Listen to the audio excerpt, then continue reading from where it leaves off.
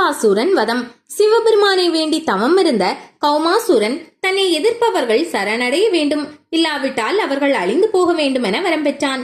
வரத்தின் பலத்தால் ஆணவம் அதிகரித்தது. பூவுலக மன்னர்களை எல்லாம் தன்னிடம் சரணடையும்படி அறிவித்தான். ஏற்க மறுத்து எதிர்த்தவர்களை கொடூரமாக தாக்கினான். அவனது தாக்குதலுக்கு பயந்த பலர் சரணடைந்தனர். அவர்களையும் அவர்களின் படைகளையும் தன்னுடன் சேர்த்துக் கொண்டு தேவலோகத்தை முற்றுகையிட்டான். சிவனிடம் வரம் பெற்றதை அறிந்த தேவர்கள் போரிட்டு அழிவதை தவிர்க்க அசுரனை சரணடைந்தனர். பூலோகம் தேவலோகத்தை தன் கட்டுப்பாட்டில் கொண்டு வந்த அசுரனிடம் சிலர் சிவனிடம் தாங்கள் அழியாத வரத்தை கேட்டு பெறுங்கள், அந்நிலையில் கடவுளுக்கு சமமாகி விடலாம் என்றனர். தானும் கடவுளாக வேண்டும் என்ற ஆசையுடன் தவம் இருக்க தொடங்கினான். அவனது தவத்தை கண்டு பயந்த தேவர்கள் முனிவர்கள் அச்சமடைந்தனர். அனைவரும் பிரம்மலோகத்திற்கு சென்று பிரம்மதேவரே, அசுரனின் தவத்தில் சிவன் மனமிறங்கி என்றும் அழியாத வரம் அளிப்பதை தடுக்க வேண்டும் என்றனர். அசுரனுக்கு வரம் தரக்கூடாது என சிவனிடம் சொல்லும் தகுதி இல்லை. அசுரனின் தவத்தை கலைக்க என்னால் முடியாது என்றார். அப்போது சரஸ்வதி தான் உதவி செய்வதாக வாக்களித்தாள். கல்வி தெய்வமான தங்களிடம் போர்க்குணம் கிடையாதே, அமைதியின் வடிவமான தாங்கள் அசுரன் வரம் பெறுவதை எப்படி தடுப்பீர்கள் என கேட்டனர். அதற்கு அவள், காலம் வரும்போது புரிந்து கொள்வீர்கள் என்றாள். ஆண்டுகள் சில கடந்தன.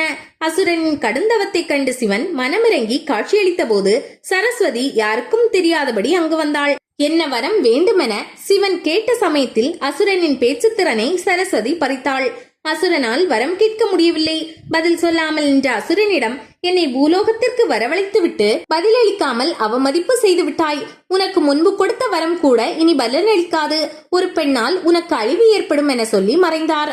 பலன் பெறும் வேளையில் பேச முடியாமல் போனதே என அசுரன் வருந்தினான். தனக்கு ஒரு பெண்ணால் அழிவு வரும் என்ற விரக்தியால் அகப்பட்டவரை எல்லாம் தாக்கினான். பேச முடியாத அவனுக்கு மூகாசூரன், மூகா, பேசும் திறன் அற்றவன் என அழைக்க தொடங்கினார். மனம் போன போக்கில் வாழ்ந்த அவன் குடசாத்திரி மலையில் சௌவர்ணிகா அற்றங்கரையில் குடில் அமைத்து தங்கியிருந்த கோலமா முனிவரை கண்டான். அவர் அப்பகுதியில் எழுந்தருளி உள்ள சுயம்பலிங்கத்தை தினமும் வழிபட்டு வந்தார். ஒரு நாள் மூகாசூரன் முனிவரை வழிபட விடாமல் தாக்கினான். உயிர்களுக்கெல்லாம் தாயான பார்வதியிடம் காப்பாற்றும்படி வேண்டினார் முனிவர். அங்கு வந்த பார்வதி அவனுடன் போரிட்டாள். தன் பலத்தை எல்லாம் இழந்து உயிரை இழக்க இருந்தபோது அசுரனுக்கு பேசும் திறனை கொடுத்தாள் சரஸ்வதி. அப்போது அவன், தாயே, தங்களின் அருளால் பாவமெல்லாம் தொலைந்து என் ஆன்மா முக்தி பெற வேண்டும். என் உயிர் பிரியும் இந்த இடத்தில் தாங்கள் நிரந்தரமாக எழுந்தருள வேண்டும் என வேண்டினான்.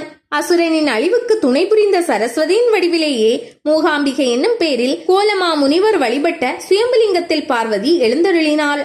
அசுரனின் உயிர் பிரிந்தது. அதனை அறிந்த அனைவரும் மூகாம்பிகையை சரணடைந்து வழிபட்டனர்.